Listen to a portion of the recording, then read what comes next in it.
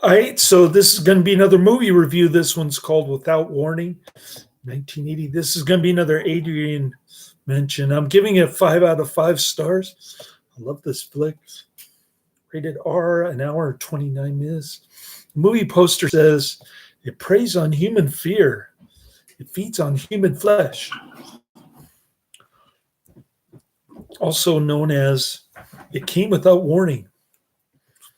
It's a 1980 American U.S.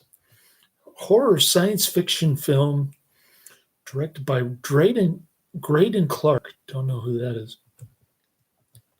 Starring Jack Palance, Martin Landau, Tara Nutter. Tara Nutter's kind of good in a bikini. Anyway, Kevin Peter Hall. Don't know who that is. The teenagers in this one I don't recognize. I'm sorry. But it's got Neville Brand, Ralph Meeker, Cameron Mitchell. Quite an all-star cast here. I think Martin Landau, Jack Palance are great. Martin Landau is a fanatical hunter, and he wants to hunt the alien in this one. The film is credited with being an inspiration for the 1987 film Predator, which ripped off Without Warning, both of which star Kevin Peter Hall as the costume hunter of alien origin. So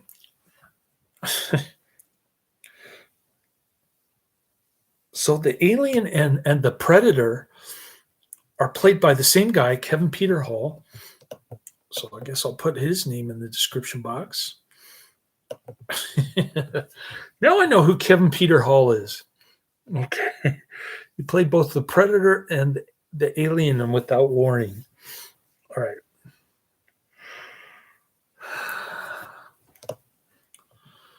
So a father and son go hunting in the mountains. It's Cameron Mitchell and his wokester son. Before they begin hunting, which the son does not want to do anyway because he's not into guns.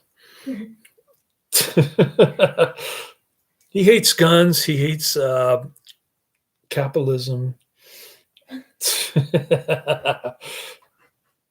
He hates macho guys who go hunting. They are killed by, both of them are killed by flying jellyfish-like creatures, which penetrate their skin with needle-tipped tentacles. Some time later, 4 teenagers, Tom, Beth, Greg, and Sandy, hike in the same area, ignoring the warnings of local truck stop owner Joe Taylor, Jack Palance. Jack Palance has seen the aliens, but he won't tell anybody because Crazy Sarge, played by Martin Landau, is going around saying that there's aliens and critters killing people.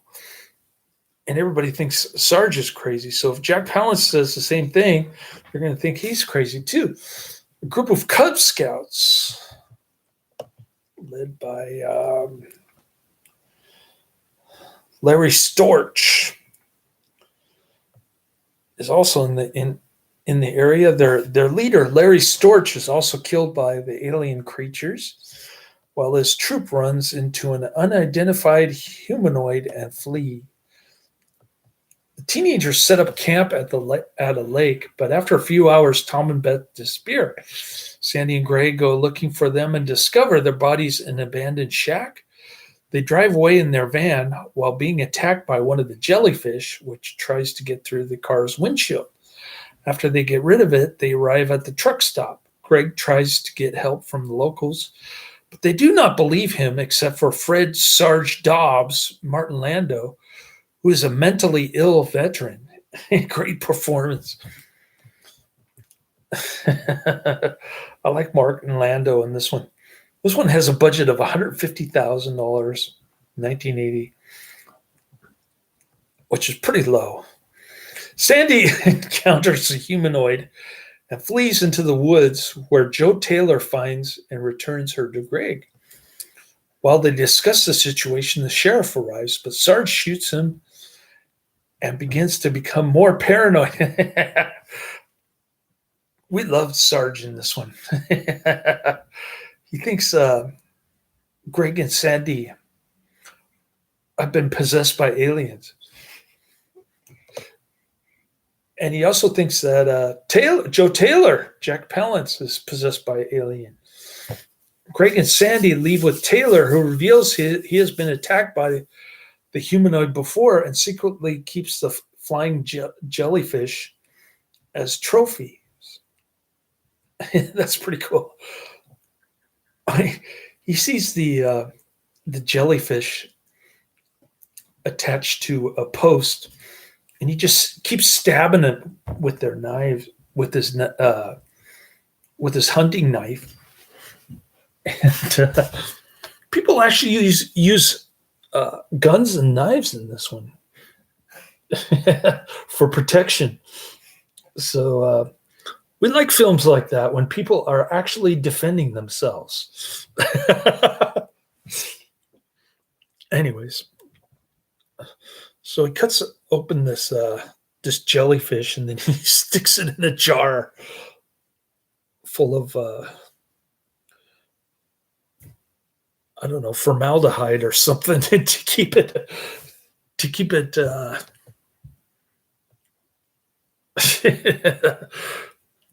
going. He's like that crazy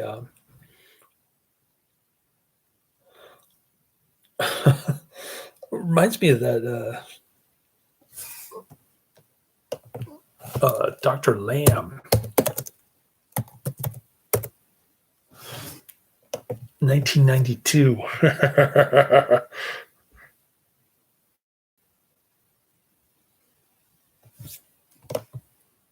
Anyways,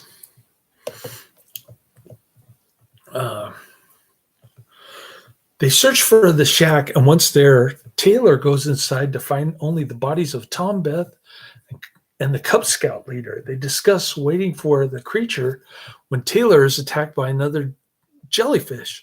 The young people run once again, leaving him behind as ordered. This movie has a lot of filler time of young people running around. Okay, they stop a police car and get into the back seat, but find Sarge driving. He abducts them, believing them to be alien. Greg plays along, telling the deranged man that an invasion force is on the way, thus distracting him enough to toss him aside, run away with Sandy, and jump from a bridge. They make it to a house where they find new clothing and try to relax. In the night, Sandy wakes up and goes looking for Greg, only to discover that he has been killed by the alien who's still in the room. We finally get to see the alien, who also played Predator, which had the same exact plot. The same exact plot as Predator. Well, maybe not the same, but very similar. Okay, so she flees to the basement, and the creature is about to get her when Taylor arrives and saves her. On the way to the shack, he tells her about the creature. It is a tall extraterrestrial, Kevin Peter Hall, Predator, who hunts humans for sport to keep as trophies, using living creatures as living weapons against his prey. They wait at the shack to ambush the hunter with dynamite when Sarge shows up, almost spoiling their plan. He and Taylor fight, and Sandy is about to hit Sarge from behind when the alien arrives and kills Sarge. Taylor then shoots the creature. He has a little water pouring out, which he plugs with his hand. Little to no effect.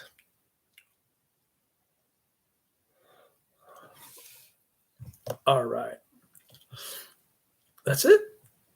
Without Warning was distributed theatrically by Filmways Pictures. It was shown in Los Angeles on September 19th, 1980, and in New York on September 26th, 1980.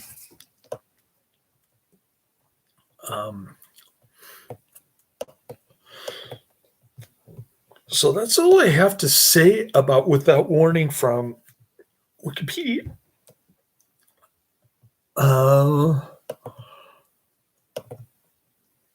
I saw a review on IMDb that caught my eye. Somebody else noticed the similarity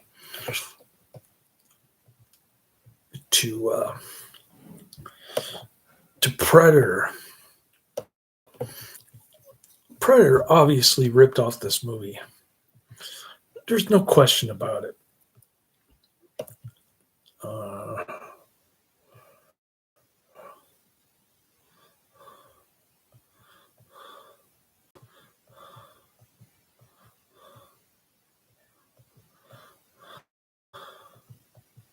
Where is it? Before Predator came this Alien Hunter movie.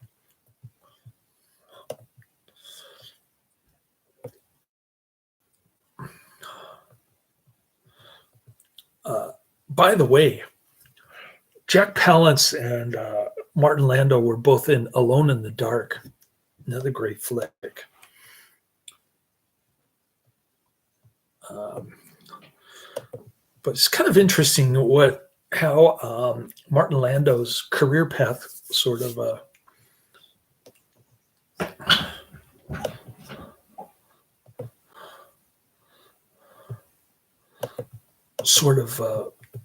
veered off into horror stuff.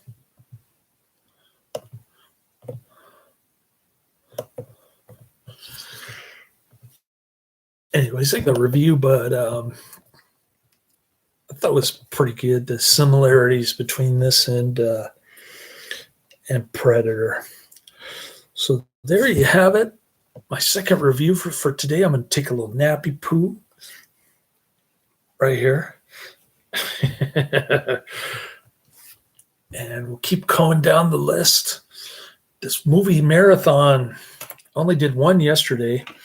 I thought I was going to get to Return to Oz, but I didn't. It was 9:00. I had about 30 minutes left on Return to Oz, and I wasn't crazy about watching the ending. So I just slept for 10 hours. So I've been sleeping less and less. Hopefully I'll wake up in an hour or so from this next nap. And maybe I'll get 4 reviews in today. It's possible. It's very possible. Make up for yesterday. Anyways, this one's highly recommended. I say check it out. Laters.